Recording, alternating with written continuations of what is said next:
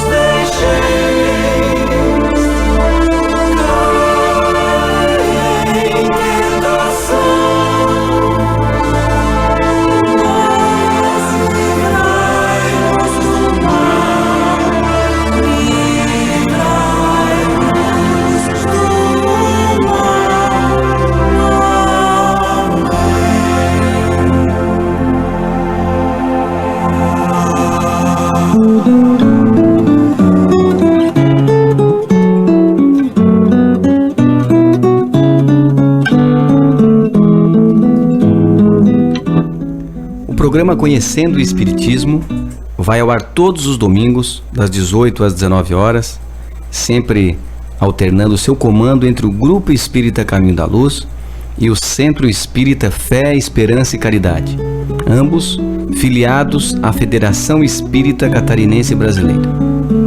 O programa de hoje está a cargo do Grupo Espírita A Caminho da Luz. Não pôr a candeia debaixo do alqueire.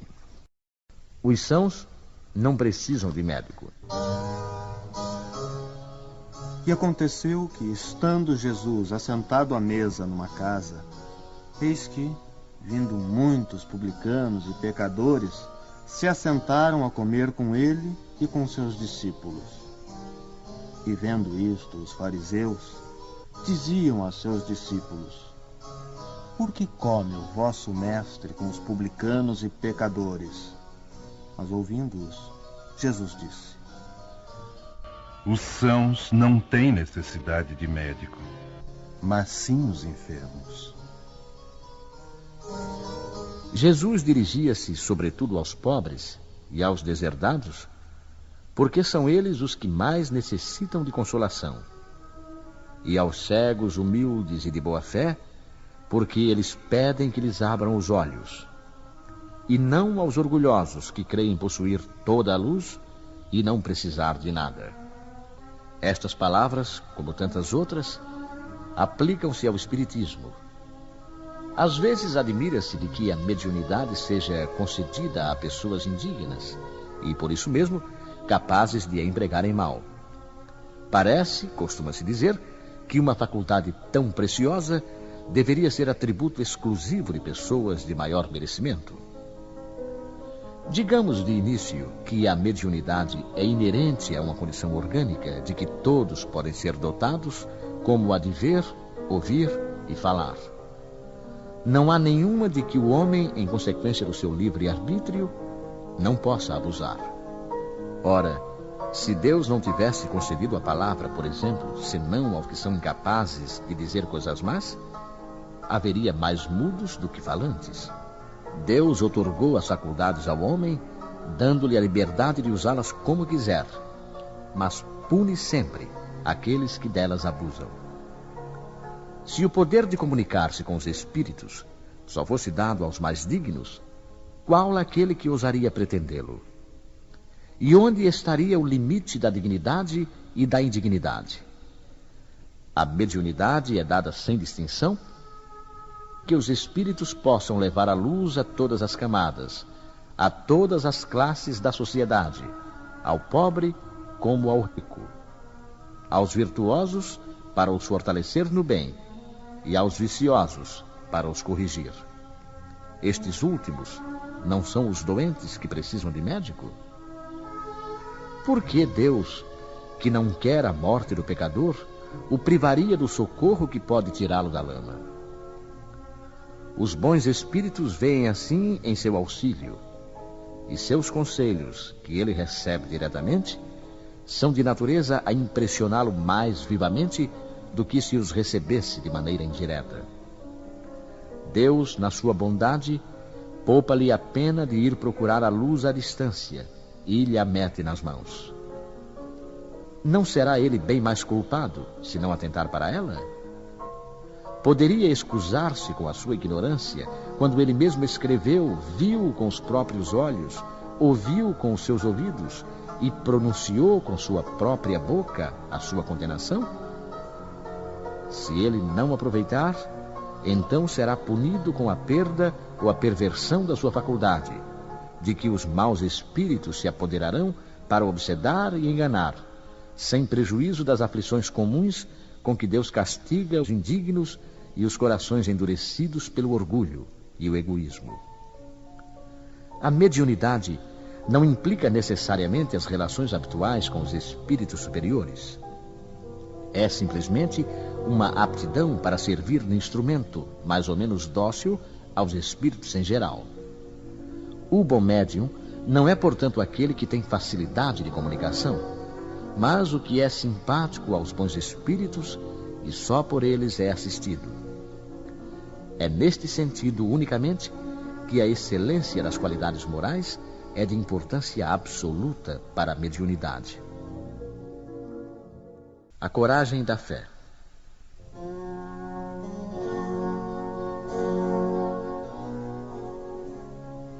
Todo aquele, pois, que me confessar diante dos homens, também eu o confessarei diante de meu Pai que está nos céus.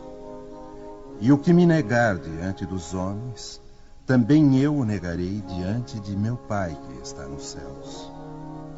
Porque se alguém se envergonhar de mim e das minhas palavras, também o Filho do Homem se envergonhará dele quando vier na sua majestade e na de seu Pai e dos santos anjos.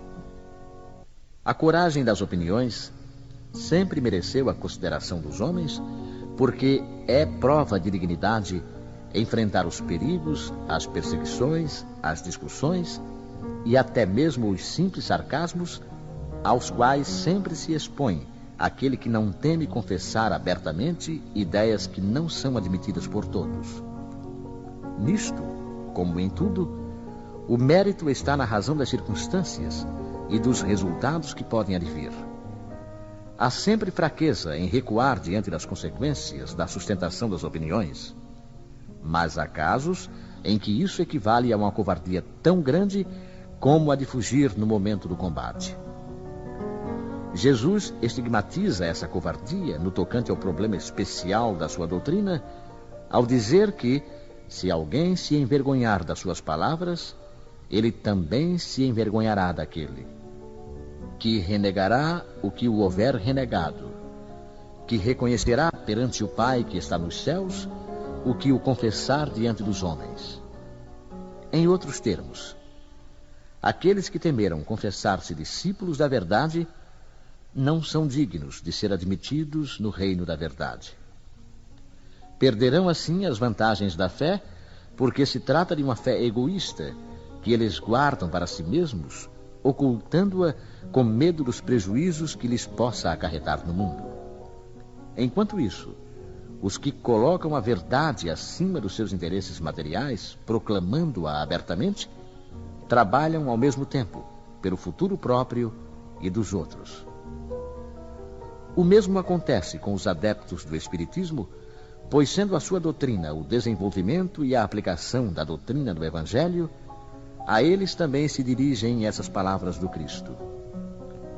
Eles semeiam na terra o que colherão na vida espiritual, os frutos da sua coragem ou da sua fraqueza. Carregar a cruz, quem quiser salvar a vida.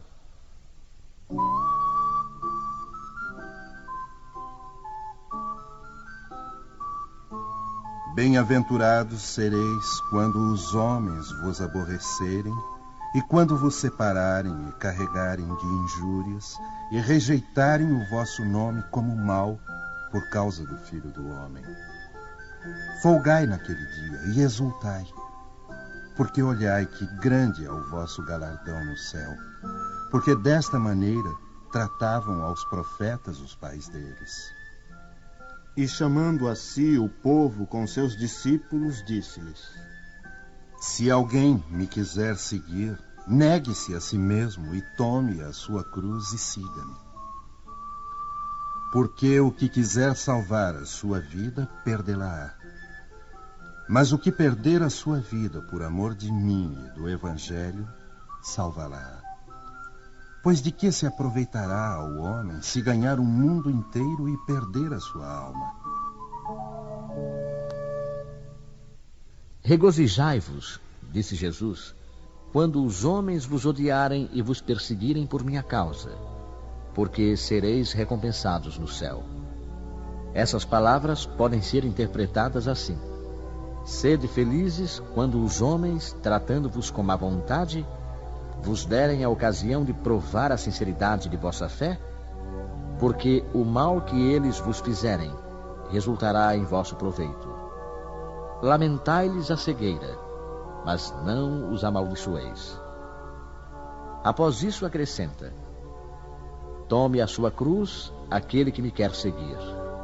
Isto é, que suporte corajosamente as tribulações que a sua fé provocar, pois aquele que quiser salvar a sua vida e os seus bens, renunciando a mim, perderá as vantagens do reino dos céus, enquanto os que tudo perderem aqui embaixo, até mesmo a vida, para o triunfo da verdade, receberão na vida futura o prêmio da coragem, da perseverança e da abnegação. Mas, para os que sacrificam os bens celestes aos gozos terrenos, Deus dirá: já recebestes a vossa recompensa.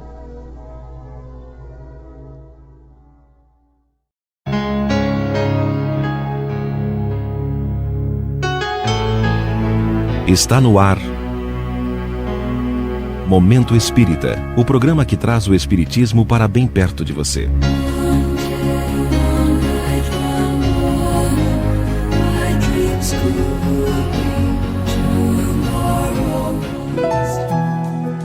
bom sentimento no coração.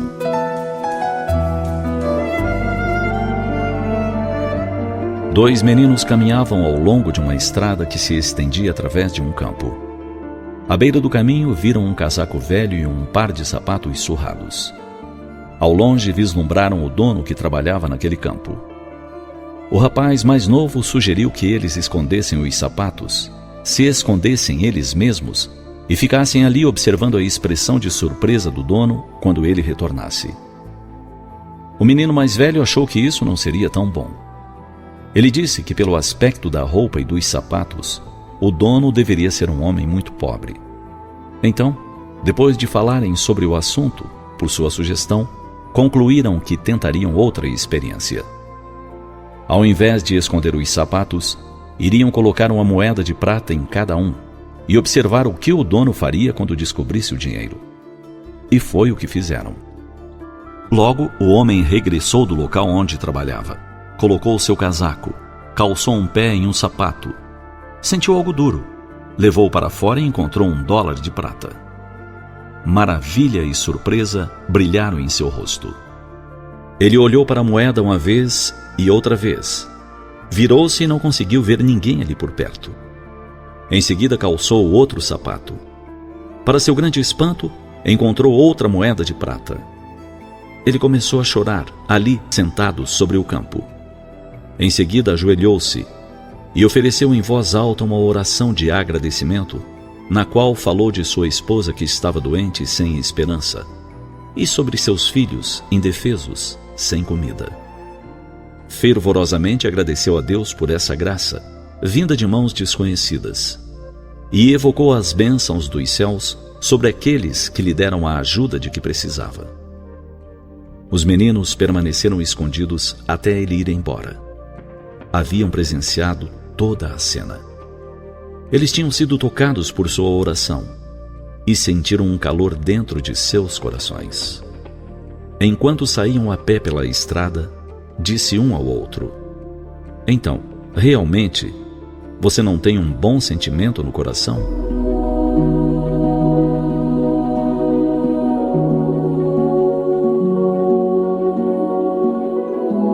Haverá dia em que todos nós, sem exceção, entenderemos por que há apenas um caminho, o caminho do bem. Haverá dia em que apenas esse tipo de felicidade interior irá nos saciar, em que não mais buscaremos preencher os vazios da alma de outras formas. Haverá dia em que compreenderemos Jesus e sua mensagem maior, resumida no amor, simplesmente no amor. A Deus, ao próximo e a nós mesmos. Enquanto esse dia não chega, cabe-nos realizar as pequenas conquistas, dar os primeiros passos, viver as primeiras felicidades autênticas possíveis na Terra. Percebamos em nosso coração o sentimento que predomina quando podemos ser úteis a alguém, quando de alguma forma significamos algo na vida de outra pessoa. Analisemos esse sentimento. Tentemos compreender de onde ele vem. Tentemos compreender de onde vem a alegria de ouvir "Você é muito importante para mim". O amor já está na Terra há muito tempo. Não é segredo para ninguém. Não é propriedade dos sábios, dos doutos. Ele está aí, esperando por mim, esperando por você, esperando por nós.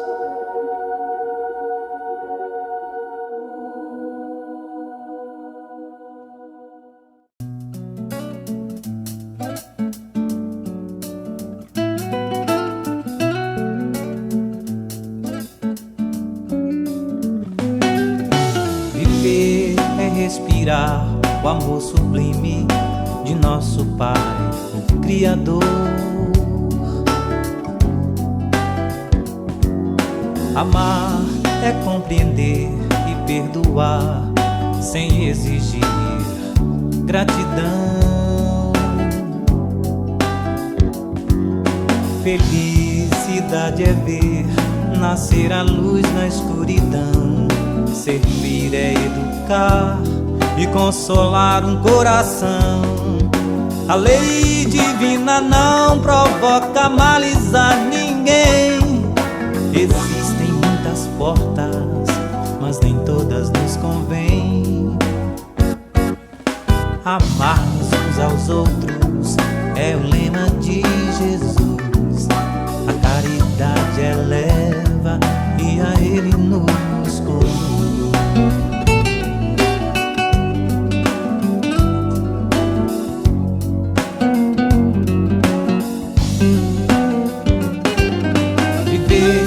é respirar o amor sublime de nosso Pai, o Criador. Amar é compreender e perdoar sem exigir gratidão.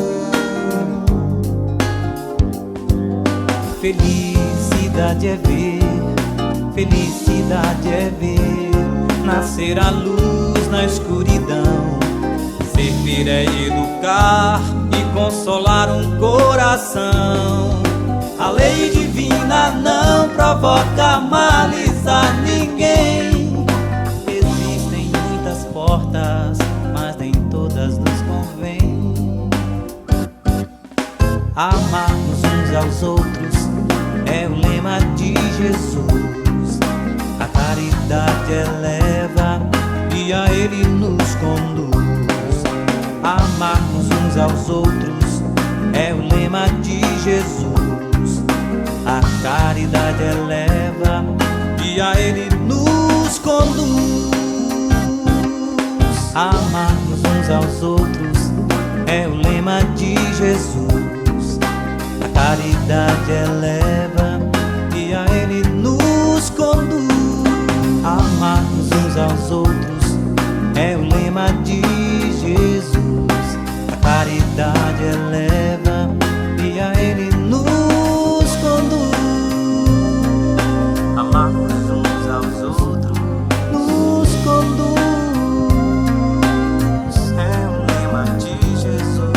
Nos conduz. Amarmos uns aos outros nos conduz. É o lema de Jesus.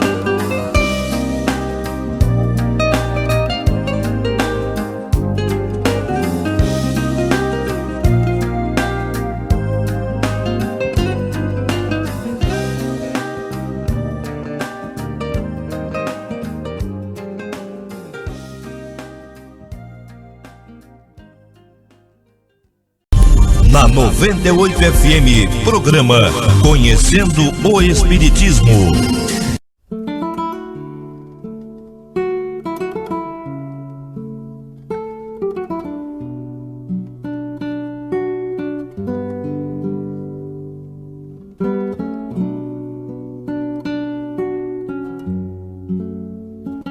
A verdade é que nas páginas do Evangelho, sentido, vivido, pensado e meditado, nós temos acesso ao Cristo. Porque o Evangelho é o livro da vida, como nos diz Humberto de Campos. E nele estão os contos e os pontos divinos que orientam a nossa marcha. Não poderia ser de outro modo. É por esta razão que nós vamos propor hoje, nessa manhã, uma parábola extraída desse livro, Pontos e Contos. Capítulo 37, ditado pelo Espírito Humberto de Campos a Francisco Cândido Xavier para o nosso engrandecimento espiritual. Essa história também não é do Humberto de Campos. Ele a recebeu de um orientador espiritual. Então eu me sinto confortável para contar essa história. Ela é nossa. Mas antes de contá-la, preciso fazer algumas advertências.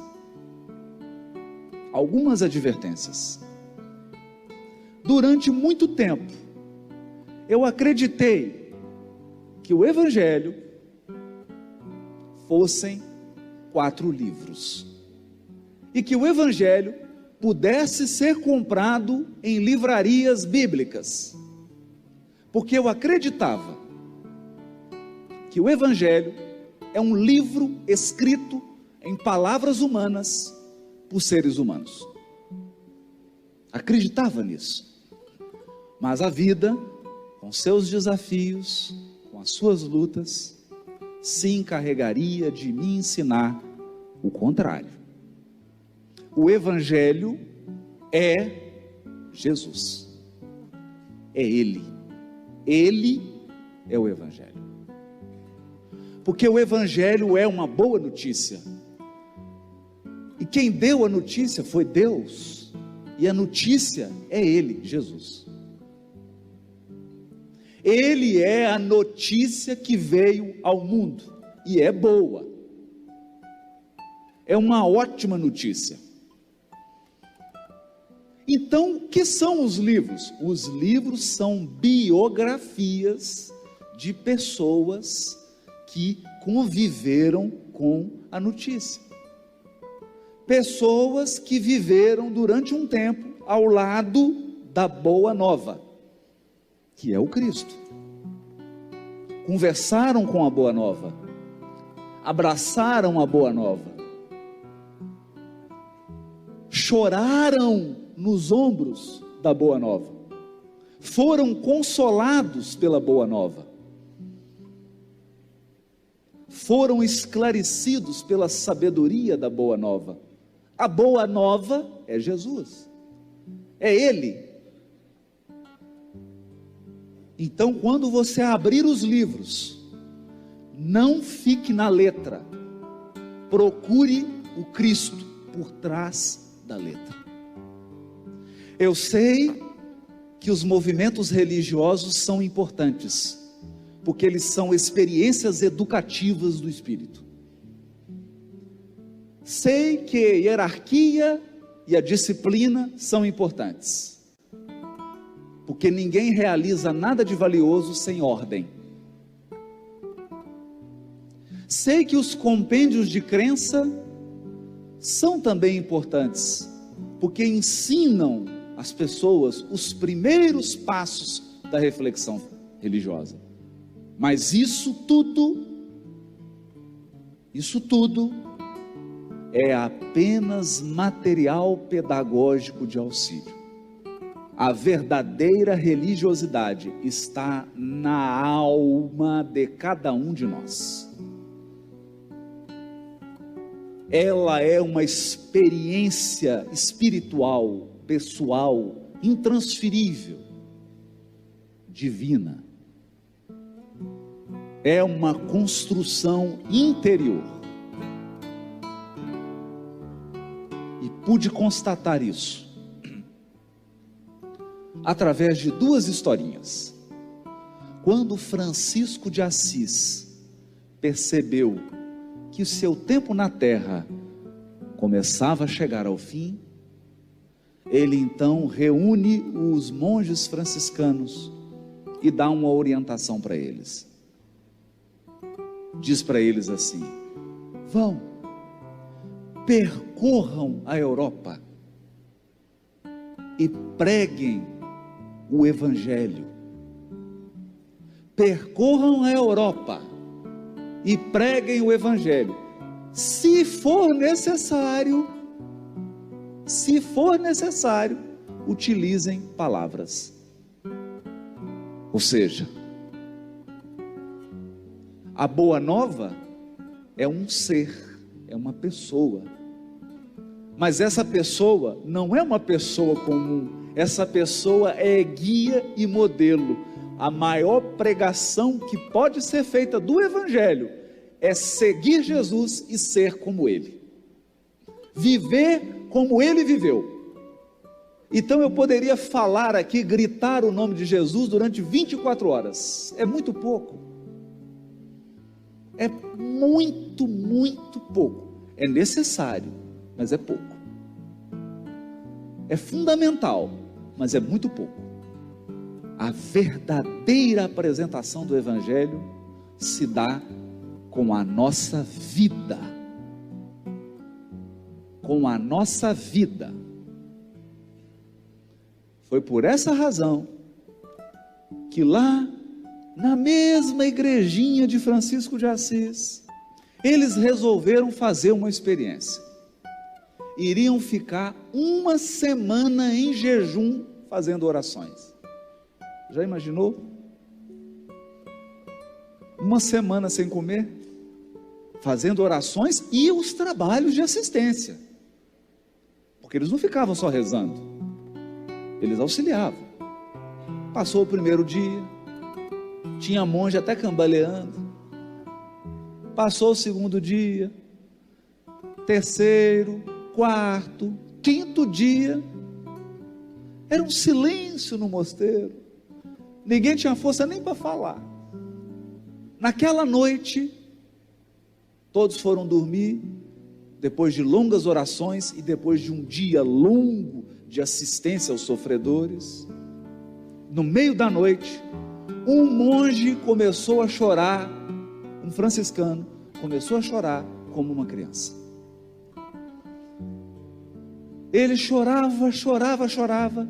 Todos os monges ficaram assustados e Francisco de Assis se levantou da cama e foi lá conversar com ele. O que foi, meu irmão? Francisco, eu não aguento mais. Eu preciso comer um franguinho.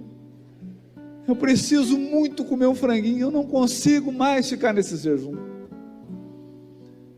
Eu já não consigo fazer minhas orações, eu já não consigo dormir, eu só penso nesse franguinho.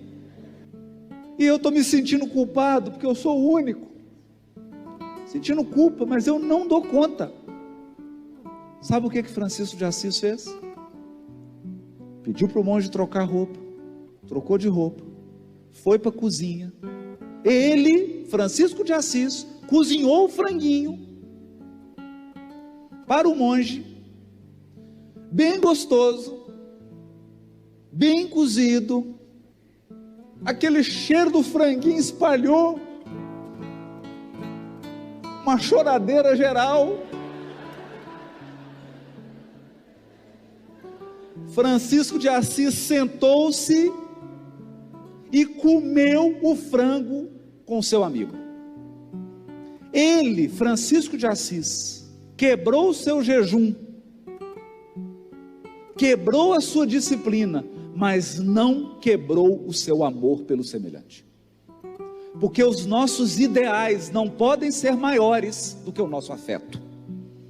É por isso que Jesus curava no sábado, comia no sábado, atendia no sábado, e dizia: o sábado foi feito para os homens, não os homens para o sábado. As pessoas estão acima, elas são mais importantes do que regras. Então, naquele momento, esse monge entendeu o que era o Cristo, porque ele pôde sentir a presença do Cristo na conduta de Francisco de Assis. Foi a maior pregação de evangelho que ele teve na vida, comendo um franguinho. É essa a lição. É essa a lição. É por isso que mais tarde, quando a criatura compreende a transformação que o Cristo provoca nela, ela não necessita mais de demonstrações exteriores. A própria vida dela é uma demonstração do Evangelho.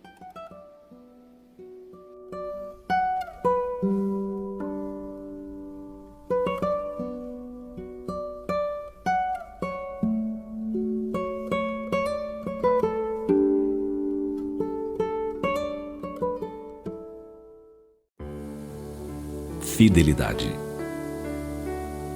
Dia desses nos chegou um e-mail, daqueles que as pessoas enviam para seus amigos, e os dizeres nos chamaram a atenção. Dizia o seguinte: a gente pode morar numa casa mais ou menos, numa rua mais ou menos, numa cidade mais ou menos, e até ter um governo mais ou menos. A gente pode dormir numa cama mais ou menos, fazer uma refeição mais ou menos, ter um transporte mais ou menos. A gente pode olhar em volta e sentir que tudo está mais ou menos. O que a gente não pode mesmo nunca, de jeito nenhum, é amar mais ou menos, sonhar mais ou menos, ser amigo mais ou menos, namorar mais ou menos, ter fé mais ou menos e acreditar mais ou menos. Senão, corremos o risco de nos tornar uma pessoa mais ou menos. A tônica da mensagem é interessante, porque nos chama a atenção para uma realidade muito comum em nossos dias: a realidade da omissão. No Novo Testamento encontramos esta advertência: Oxalá fosses frio ou quente, mas porque és morno, nem frio nem quente, estou para vomitar-te de minha boca. Em outro momento, Jesus adverte: seja o teu falar sim, sim, não, não. O convite à firmeza, à fidelidade, à definição é claro, pois é dessa forma que evidenciaremos o nosso caráter. Encontramos na história do cristianismo um exemplo clássico de omissão, que foi Pilatos. Ele sabia que Jesus era inocente. Isso fica claro quando apresenta Jesus ao povo e diz: eu o estou trazendo para fora diante de vós, para que saibais que não encontro nele nenhum crime. No entanto, quando percebeu que seu cargo, seu prestígio diante de César e sua posição estavam em risco, entregou Jesus para ser crucificado. Pilatos não foi fiel nem à sua própria verdade. Encontramos também um exemplo de firmeza e fidelidade no grande apóstolo dos gentios, Paulo de Tarso. Ele defendeu a mensagem do Cristo mesmo sob pedradas, injúrias e a pecha de louco. Perdeu o cargo no sinédrio, perdeu os amigos, perdeu a herança e o respeito de seu pai. Mas jamais se mostrou morno ou se colocou na cômoda posição de ficar em cima do muro. A proposta desta mensagem é justamente a de que podemos aceitar o mais ou menos nas coisas, mas de forma alguma em nossa maneira de sentir ou de nos posicionar diante da vida. Nossas verdades devem ser defendidas com coragem e fidelidade. Nossa posição deve ser bem definida, embora ficar em cima do muro ou lavar as mãos seja mais confortável. Em vários momentos do nosso dia, estamos sendo convocados a assumir uma posição. Seja numa reunião de trabalho, numa assembleia do condomínio ou numa simples reunião familiar. Infelizmente, é nesses momentos que muitos preferem se omitir para ficar bem com todos, em vez de expor seu ponto de vista com firmeza e ajudar na solução dos problemas. Esse ato de covardia é repugnante, e é por esse motivo que encontramos a expressão evangélica: mas porque és morno, nem frio nem quente, estou para vomitar-te de minha boca. Por essa razão, vale a pena ser fiel em todos os momentos da nossa vida, sem omissão, nem negação da verdade. Ser fiel no pouco nos fortalece para ser fiel nas grandes decisões. Assim, a fidelidade é uma virtude que deve ser cultivada em todos os momentos e em todas as situações, com firmeza e determinação. Pense nisso.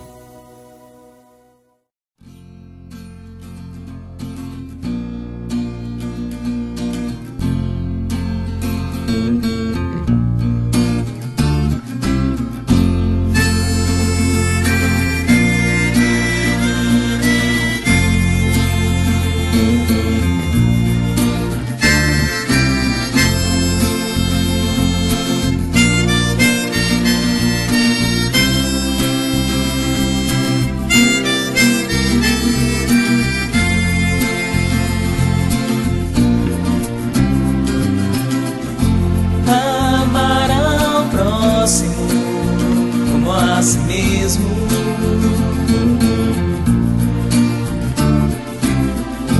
Fazer aos outros o que gostaríamos que os outros nos fizessem.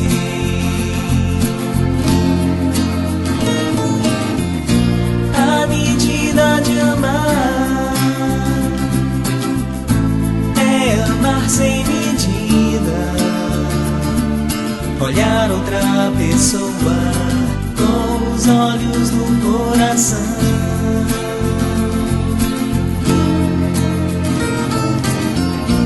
A medida de amar é amar sem medida, olhar outra pessoa com os olhos do coração.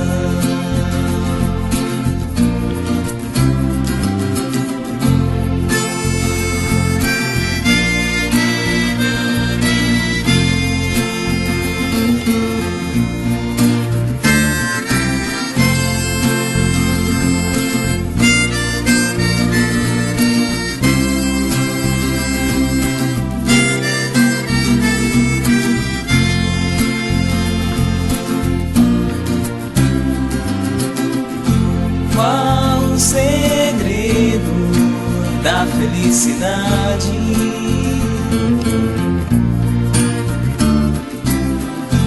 Encontramos a felicidade quando nós tornamos um outro alguém feliz.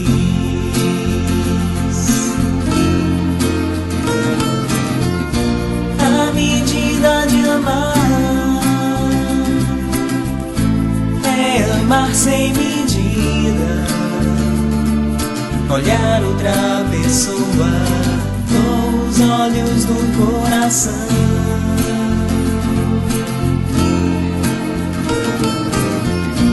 A medida de amar é amar sem medida, olhar outra pessoa com os olhos do coração.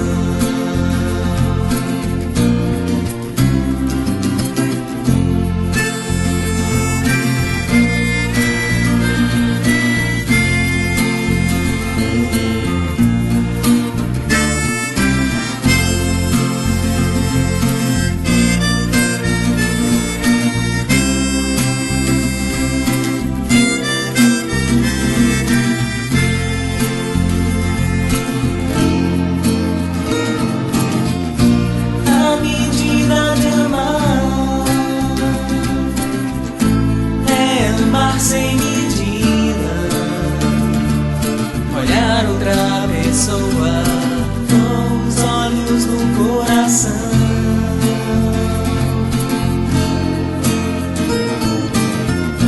A medida de amar é amar sem medida, olhar outra pessoa com os olhos do coração.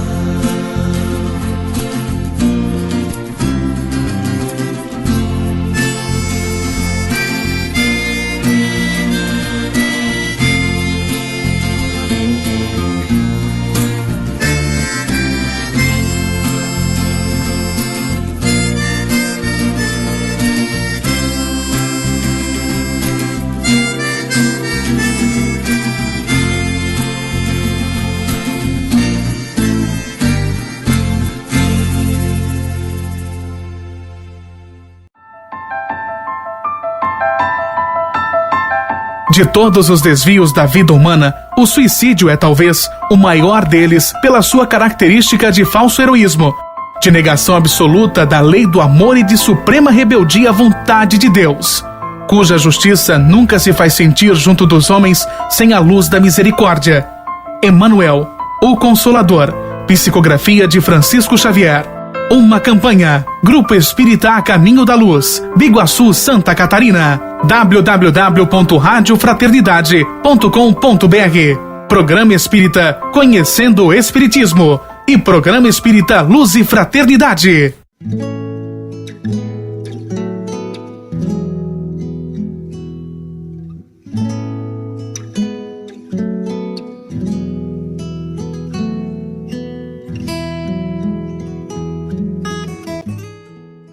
Anos mais tarde, Francisco de Assis estava já cego, escurecera e ele estava cuidando da sua horta.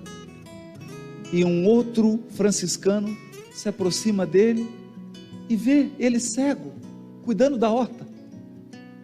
Uma cena poética e melancólica.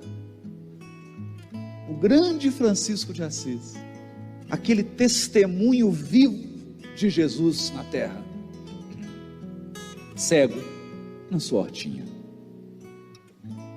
Ele então se aproxima, cumprimenta Francisco e pergunta: Pai Francisco, porque eles chamavam Francisco de pai, se o senhor fosse morrer hoje, o que o senhor gostaria de fazer? E Francisco respondeu para ele: eu gostaria de fazer o que eu já estou fazendo, cuidando da minha horta. Cuidar da minha horta. Porque quem aprende a cuidar de uma horta, aprendeu o Evangelho. Mas que processo é esse? Como se dá esse processo? Ele está descrito no Evangelho. Acontece que quando nós abrimos as páginas do Evangelho, nós acreditamos, eu acreditei muito tempo, que o Evangelho estava descrevendo o nascimento de Jesus na terra. Mas não é só isso. Essa é a superfície. É preciso mergulhar mais fundo. Humberto de Campos então vai às esferas superiores assistir a um curso de Evangelho. Diz ele que harmonias cariciosas atravessavam a paisagem, quando o lúcido mensageiro começou a explicar. O mensageiro das esferas superiores. Ele disse assim: cada espírito é um mundo onde o Cristo deve nascer. Cada espírito, cada um de nós, é um mundo particular, diferente, peculiar, em que a história do Evangelho acontecerá. Esse é o ponto. E diz o mensageiro: é loucura querer reformar o mundo sem que o homem seja reformado. Não haverá povos cristãos sem edificarmos a alma cristã. A alma cristã é a soma de almas evangelizadas que transformará o mundo. É mais difícil, é mais lento, todavia é muito mais seguro, e é um processo que não tem volta. Então diz esse benfeitor espiritual: todos nós temos dentro de nós oceanos de bênçãos divinas, maravilhosos continentes de possibilidades. Temos florestas de sentimentos por educar. Florestas de sentimentos por educar. Desertos de ignorância por corrigir. Inumeráveis tribos de pensamentos. Olha isso. Tribos de pensamentos que nos povoam a infinita extensão do mundo interior. De quando em quando, tempestades renovadoras varrem-nos o mundo íntimo. São os momentos de expiação, de prova, de lutas, de dores, verdadeiros furacões que passam em nosso mundo íntimo. Furacões implacáveis atingem nossos ídolos mentirosos. Traduzindo o que esse benfeitor diz, faça um seguinte raciocínio. Nós aprendemos na doutrina espírita que somos espíritos imortais, que temos vastas existências, vastas. Então, cada um faça em silêncio uma pergunta: quantas pessoas existem dentro de você? Não estou falando só do bipolar, falando de todos nós. Quantas? Você me dirá assim: ah, mas eu sou paulista, ah, mas eu sou mineiro, eu sou paranaense, eu sou catarinense, eu sou do Amazonas, eu sou nordestino. Agora, você é agora. E quem você era há 500 anos? Há 1000, há 2000? Para simplificar, eu não quero voltar muito, só as últimas 50 encarnações. Quantas pessoas tem dentro de você? Quantos CPFs você tem? Quantas carteiras de identidade? O que aconteceria se você agora lembrasse integralmente? Não é lembrar uma coisinha, ver um pezinho com a sandália, uma rua, não. Lembrar integralmente das suas últimas 5 vidas. Você sairia daqui direto para o hospital psiquiátrico.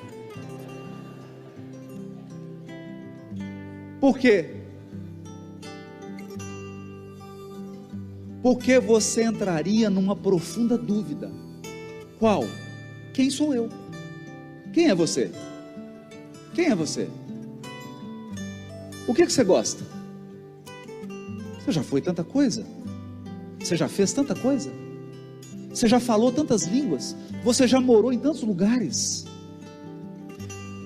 Você já foi pai e mãe de tantas pessoas? Já foi filho e filha de tanta gente? Já esteve com tantos corações ligados? E agora? Há um mundo imenso dentro de cada um de nós. É um mundo. O seu é seu, o meu é meu. Não é igual ao seu. Eu tenho um amigo, o pastor Enéas, lá de Belo Horizonte, e periodicamente eu vou almoçar com ele. E aí é uma festa, porque encontra aquele tanto de pastor, eu que sou espírita, mais padre, freira, é uma bagunça, né? Todos para conversar de evangelho e almoçar, né? E a gente faz uma brincadeira, ele tem uma brincadeira que é muito divertida, né? E a pessoa cumprimenta ele e fala assim, bom dia, quem é você? Ele fala assim, meu nome é Legião, porque somos muitos. Mas é verdade. Eu falei para ele, você está roubando a minha fala, essa fala é fala de espírita, não é sua, né? Meu nome é Legião, porque somos muitos. Há um mundo dentro de nós. Mas eu pergunto, ao longo dessas 50 vidas, quantas mágoas você guardou? Quantas raivas você teve? Tem gente aí já falando assim, não, vamos ficar só nessa mesmo. Quantas raivas, quantas frustrações, quantas decepções, quantas traições, quantos abandonos, quantas alegrias, quantos encontros, quantas despedidas, quantos nascimentos, quantas mortes, quantos começos, quantos fins você já viu? Esses sentimentos estão todos aí. E quando você vive uma experiência, essa experiência toca em todos esses sentimentos seus. É uma floresta de sentimentos, esperando para serem educados. Tem muita coisa aí dentro. E é nesse mundo que o Cristo vai nascer.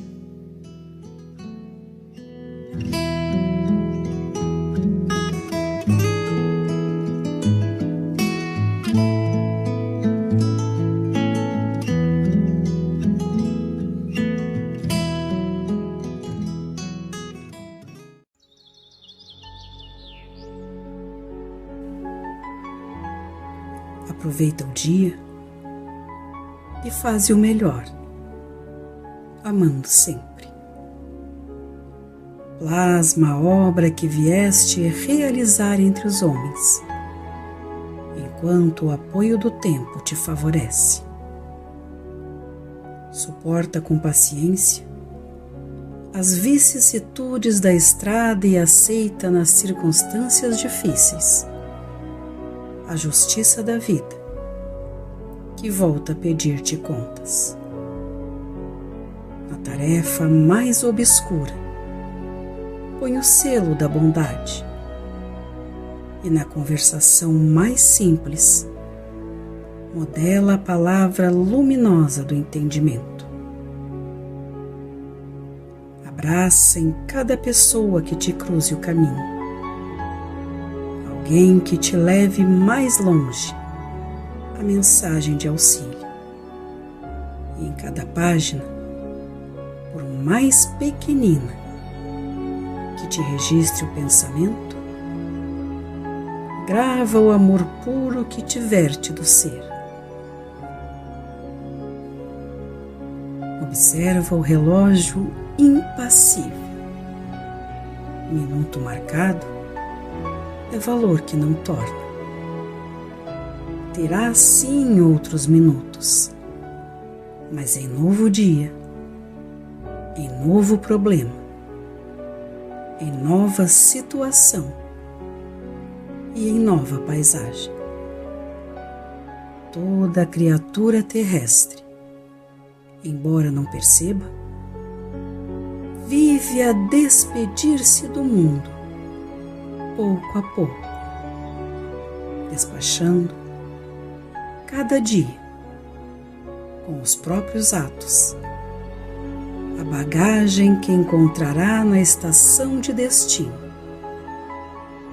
Use, deste modo, as forças que Deus te empresta na construção do bem, porque amanhã, quando a morte chegar, compreenderás, por fim, que tudo quanto fizestes aos outros, a ti mesmo fizeste. Meimei.